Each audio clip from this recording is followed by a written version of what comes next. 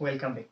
আজি আমি এই ভিডিঅ'টোত ডিছকাছ কৰিম নিৰ্দেশনা প্ৰদানৰ বিভিন্ন নীতিসমূহ কি বা প্ৰিন্সিপলছ অফ ডিৰেক্টিং। পৰীক্ষাত নিৰ্দেশনা প্ৰদানৰ নীতিসমূহৰ ওপৰত 8 মাৰ্কৰ প্ৰশ্ন অহা দেখা যায়। গতিকে নিৰ্দেশনা প্ৰদান কৰোঁতে আমি কি নীতি মানি চলিব লাগে তাৰ 8টা নীতি আমি এই ভিডিঅ'টোত ডিছকাছ কৰিম। ডিৰেক্টিং বা নিৰ্দেশনা প্ৰদান মানে আমি কি পাইছিলোঁ যে এই কৰ্মচাৰীসকলে কাম কাজখিনি কৰিবলৈ সিহঁতক আদেশ দিয়া বা গাইড কৰাকে আমি নিৰ্দেশনা প্ৰদান বুলি কওঁ। এতিয়া সংগঠনত বিভিন্ন ব্যক্তি বা কৰ্মচাৰী থাকে। এই বিভিন্ন ব্যক্তিসকলৰ আচৰণ যিটো আছে বেলেগ বেলেগ, সিহঁতৰ প্ৰয়োজনীয়তা বেলেগ বেলেগ, সিহঁতৰ এক্সপেক্টেশ্যনো বেলেগ বেলেগ হয়। গতিকে আমি সকলোকে একেধৰণে আমি অৰ্ডাৰ দিলেই নহ'ব। গতিকে কাক কিদৰে আমি অৰ্ডাৰ দিব লাগিব, আমি আমাৰ ডিৰেক্টিংটো কিদৰে বেটাৰ বনাম, তাৰ কাৰণে আমাৰ কিছুমান নীতি আছে। যদি আমি নীতিসমূহ পালন কৰি ডিৰেক্টিং বা নিৰ্দেশনা আমি প্ৰদান কৰোঁ, আমাৰ নিৰ্দেশনাটো উত্তম হ'ব আৰু আমি সকলোৰে হতুৱাই সুন্দৰভাৱে কাম কাজ চলাই লৈ যাব পাৰিম। গতিকে প্ৰথম নীতিটো হ'ল সৰ্বাধিক ব্যক্তিগত বৰঙণি। নীতিমতে নিৰ্দেশনা প্ৰদান কৰোঁতে এনেকুৱাকে নিৰ্দেশনা প্ৰদান কৰিব লাগে যাতে সংগঠনত যিমান কৰ্মচাৰী আছে আমি সকলোৰ ফালৰ পৰা বা সকলোৰে পৰা আমি সৰ্বোত্তমখিনি আদায় কৰি ল'ব পাৰোঁ। উদাহৰণস্বৰূপে তুমি এজন ষ্টুডেণ্ট হিচাপে ডেইলি 5 পেজকেই এছে লিখাৰ তোমাৰ কেপাচিটি বা ক্ষমতা আছে। যদি তোমাৰ পৰা 5 পেজেই লিখাই ল'লো, তেতিয়াহ'লে তোমাৰ সৰ্বোত্তম বৰঙণিটো আমি আদায় কৰিব পাৰিলো। আনহাতে যদি তাতকৈ কম লিখা, তোমাৰ যিটো পটেনচিয়েল সেইটো সম্পূৰ্ণ ব্যৱহাৰ নহ'ল। এটা সংগঠনত আমি কৰ্মচাৰীসকলৰ তেওঁলোকৰ ক্ষমতাখিনি যদি সৰ্বাধিকভাৱে আমি কামত আদায় কৰাব পাৰোঁ, তেতিয়াহ'লে আমাৰ ফলাফল নিশ্চয় বেটাৰ হ'ব। গতিকে এই নীতিমতে কৰ্মচাৰীসকলক এনেকুৱাকে নিৰ্দেশনা প্ৰদান কৰা উচিত যাতে আমি সিহঁতৰ পৰা সৰ্বাধিক বৰঙণি আদায় কৰি ল'ব পাৰোঁ। সেই কৰ্মচাৰীসকলৰ ভিতৰত যিখিনি সুপ্ত প্ৰতিভা আছে, আমি এই সুপ্ত প্ৰতিভা বা সম্ভাৱনীয়তাখিনি ওলাই অনাৰ চেষ্টা কৰিব লাগে। মুঠ কথা, তোমাৰ নিৰ্দেশনা এনেকুৱাকে প্ৰদান কৰা উচিত যাতে সকলো কৰ্মচাৰীৰ পৰা তেওঁলোকৰ আটাইতকৈ সৰ্বাধিক যিটো ক্ষমতা আছে তাক কামত খটাই ল'ব পাৰা। প্ৰদানৰ দ্বিতীয় নীতিত আহিছো, যিটো হ'ল উদ্দেশ্যৰ একতাৰ নীতি। এই নীতি মতে সংগঠনৰ যিটো উদ্দেশ্য আছে আৰু কৰ্মচাৰীসকলৰ যিটো উদ্দেশ্য আছে, এই দুটা আমি একলগ কৰি নিৰ্দেশনা প্ৰদান কৰা উচিত যাতে দুয়োটা উদ্দেশ্য পূৰণ হয়। এটা সংগঠনত কি হয়, কৰ্মচাৰীসকলৰ উদ্দেশ্য আৰু যিটো সংগঠন বা বিজনেছৰ উদ্দেশ্য আছে এইটো বেলেগ বা তাৰ মাজত বিৰোধ হোৱা দেখা যায়। উদাহৰণস্বৰূপে এজন কৰ্মচাৰীয়ে কি ভাবিব যে কেনেকে কম কাম কৰি আমি বেছি পইচা আদায় কৰিব পাৰোঁ। আনহাতে বিজনেছে এটাই কি ভাবিব যে আমি কেনেকে কৰ্মচাৰীসকলৰ পৰা প্ৰডাক্টিভিটি বা উৎপাদন বেছিকে কৰাই ল'ব পাৰোঁ। দুটা বেলেগ বেলেগ হ'ল নে নাই? গতিকে তুমি কি কৰিব লাগিব, যেতিয়া নিৰ্দেশনা প্ৰদান কৰিবা এনেদৰে নিৰ্দেশনা প্ৰদান কৰা যাতে দুয়োটা উদ্দেশ্যই পূৰা হয়, দুয়োটা উদ্দেশ্যৰ মাজত যাতে মিল থাকে। উদাহৰণস্বৰূপে তুমি চেলছ মেনেজাৰ, তুমি যদি তোমাৰ চেলছমেন সকলক এনেদৰে ইনষ্ট্ৰাকশ্যন দিয়া যে যিয়ে যিমান বেছি চেল কৰিব তাৰ ওপৰত এটা নিৰ্দিষ্ট পৰিমাণৰ কমিশ্যনো দিয়া হ'ব। এতিয়া চোৱা, তোমাৰ চেলো বেছি হৈ গ'ল, লগতে কৰ্মচাৰীসকলে বেছি দৰমহা পাব বিচাৰে, সেইটো পূৰা হ'ল। মুঠ কথা এইটোৱেই, নিৰ্দেশনা প্ৰদান কৰোঁতে এনেদৰে নিৰ্দেশনা প্ৰদান কৰিব লাগে যাতে সংগঠনৰ উদ্দেশ্য আৰু যিটো কৰ্মচাৰীৰ উদ্দেশ্য আছে যাতে দুয়োটা উদ্দেশ্যৰ মাজত বিৰোধ বা বিবাদৰ সৃষ্টি নহয়। নিৰ্দেশনা প্ৰদানৰ তৃতীয় নীতি হ'ল আদেশৰ একতা নীতি। এইটো দ্বিতীয় নম্বৰ লেচনত পাই আহিছিলা। আদেশৰ একতা নীতি অনুযায়ী এজন কৰ্মচাৰীয়ে মাত্ৰ এজন বছৰৰ পৰা বা এজন ব্যক্তিৰ পৰা আদেশ পোৱা উচিত। গতিকে নিৰ্দেশনা প্ৰদানৰ এই নীতিমতে সদায় চোৱা উচিত যাতে এজন কৰ্মচাৰীয়ে মাত্ৰ এজন ব্যক্তি বা এজন বছৰৰ পৰাই আদেশ পায়। যদি এনেকুৱা নহয় কি হ'ব, কৰ্মচাৰী এজনে 2 বা ততোধিক ব্যক্তিৰ পৰা আদেশ পালে কৰ্মচাৰীসকল কনফিউজ হৈ যায় যে কাৰটো আমি কৰিম। তেতিয়া এটা কনফ্লিক্ট আহি যায় যে কাৰ ইনষ্ট্ৰাকশ্যন পালন কৰিম, এওঁৰ মতেই কৰিম নে এওঁৰ মতেই কৰিম, বা কেতিয়াবা ডিছঅৰ্ডাৰ আহি যায়, এজনৰ কাম থাকি যায় আনজনৰ কাম আগবাঢ়ে। গতিকে এজন কৰ্মচাৰীৰ কাৰণে এজনেই গছ থকা উচিত আৰু এইটো চোৱা উচিত যে সিহঁতে যাতে এজন ব্যক্তিৰ পৰাই নিৰ্দেশনা পায়। নিৰ্দেশনা প্ৰদানৰ 4 নম্বৰ নীতি হ'ল নিৰ্দেশনা প্ৰদানৰ উপযুক্ততাৰ নীতি। এতিয়া চোৱা, তোমালোকৰ ক্লাছত এনেকুৱা কিছুমান ল'ৰা ছোৱালী আছে যিসকলে শিক্ষকক বুজোৱাৰ আগতেই বুজি পায় এইটো এনেকুৱা ধৰণে হ'ব, আৰু এনেকুৱা কিছুমান ষ্টুডেন্ট আছে যিহঁতক 2-3বাৰ বিভিন্ন ধৰণে বুজাব লাগে। এইটো মানে ইণ্ডিভিজুৱেল ডিফাৰেঞ্চ, চবৰে কেপাচিটি বেলেগ বেলেগ। এতিয়া দুয়োজনক যদি এজন টিচাৰে একেধৰণে এবাৰতে পঢ়ুৱায়, দুয়োজনে বুজি পাবনে?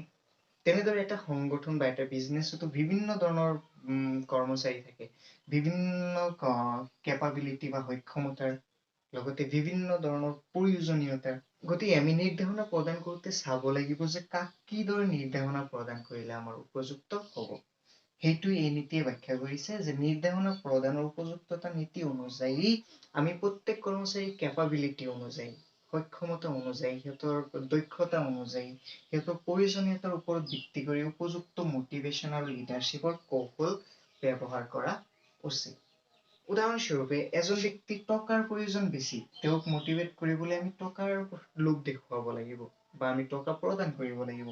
আনহাতে এজন ব্যক্তি ধৰি লোৱা টকাৰ তেওঁৰ চাহিদা নাই, তেওঁৰ চাহিদা হৈছে উচ্চ পদবী, গতিকে আমি তেওঁক ভৱিষ্যতে মটিভেট কৰিবলৈ সেই ধৰণৰ পদবীৰ লোভ আমি তেওঁক দেখুৱাব লাগিব। একেবাৰে সহজ কথা, নিৰ্দেশনা প্ৰদানৰ এই নীতিমতে যাক যি ধৰণে নিৰ্দেশনা প্ৰদান কৰিলে, যাৰ লগত যি ধৰণৰ মটিভেশ্যনেল বা লিডাৰশ্বিপ স্কিল ব্যৱহাৰ কৰিলে উত্তম হ'ব, তাক আমি সেই অনুযায়ী নিৰ্দেশনা প্ৰদান কৰা উচিত। নিৰ্দেশনা প্ৰদানৰ আন এক নীতি হ'ল মেনেজেৰিয়েল কমিউনিকেশ্যন বা পৰিচালনীয় যোগাযোগৰ নীতি। এতিয়া চোৱা, কৰ্মচাৰীসকলে যে কাম কৰিব, যেতিয়া আমি সিহঁতৰ লগত যোগাযোগ কৰিম, সিহঁতক কমিউনিকেট কৰিম, গতিকে আমি এনেদৰে যদি যোগাযোগ কৰো, সিহঁতে যদি বুজিয়েই নাপায় সিহঁতে কাম কেনেকে কৰিব। এই নিৰ্দেশনা প্ৰদানৰ এই নীতিমতে কৰ্মচাৰীসকলৰ লগত উপযুক্ত ধৰণে যোগাযোগ প্ৰদান কৰা উচিত। সিহঁতক যিখিনি আমি ইনষ্ট্ৰাকশ্যন বা নিৰ্দেশনা দিম, সেইখিনি তেওঁলোকে স্পষ্টকে বুজি পোৱা উচিত। লগতে সিহঁতে বুজি পালে নে নাই তাৰ সিহঁতৰ পৰা আমি ফিডবেক লোৱা উচিত। এতিয়া যাক যি ধৰণে ইনষ্ট্ৰাকশ্যন দিলে বুজিবা, তাক সেই ধৰণে ইনষ্ট্ৰাকশ্যন দিলে লগতে তোমালোকৰ পৰা ফিডবেক বিচাৰিলো যে বুজি পাইছানে? কি বুজি পাইছা? কি কৰিব লাগিব কোৱা। নিৰ্দেশনা প্ৰদানৰ আন এটা নীতি হ'ল প্ৰিন্সিপলছ অফ লিডাৰশ্বিপ বা নেতৃত্ব প্ৰদানৰ নীতি। লিডাৰশ্বিপ বা নেতৃত্ব প্ৰদান হ'ল এনেকুৱা এটা স্কিল, যি স্কিল প্ৰয়োগ কৰিলে আমি সকলোৰে মনটো জিকিব পাৰি, যি স্কিলৰ জৰিয়তে আমি আনৰ আচৰণ প্ৰভাৱিত কৰিব পাৰি, আনে স্বইচ্ছাই সংগঠনৰ হকে কাম কৰিবলৈ আগবাঢ়ি যায়।